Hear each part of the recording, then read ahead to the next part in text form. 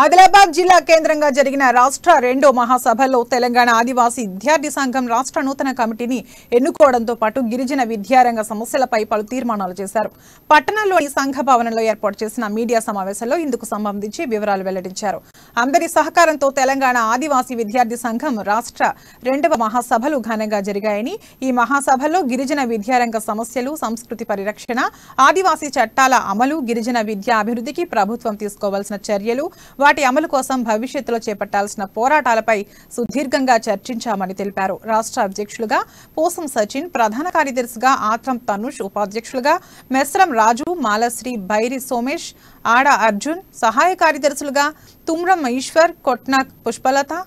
కుమ్రం దీపక్ ను ఎన్నుకున్నట్లు వెల్లడించారు. Schedule area ఏదైతున్నదో ఆ షెడ్యూల్ ఏరియాలో 1/70 కానీ, అదేవిధంగా పీసా చట్టాలని పకడ్బందీగా అమలు చేయాలని, అలాగే ఆదిలాబాద్ జిల్లా కేంద్రంలో గిరిజన యూనివర్సిటీని ఏర్పాటు చేయాలని, అదేవిధంగా గిరిజనులకు నాణ్యమైన విద్య, అలాగే మాతృభాషలో ప్రాథమిక విద్య అనేది చేపట్టాలనేది, అలాగే గిరిజన ప్రాంతాల్లో ఏదైతే మారుమూల ప్రాంతాల్లో మెరుగైన వైద్య సౌకర్యాలు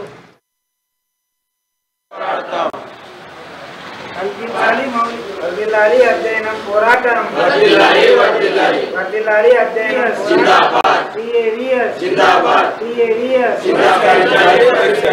పరిష్కరించాలి విద్యారంగ సమస్యలను గిరిజన యూనివర్సిటీని ఏర్పాటు చేయాలి గిరిజన యూనివర్సిటీని జై ఆదివాసీ గిరిజన విద్యారంగ సమస్యలను పరిష్కరించేంత వరకు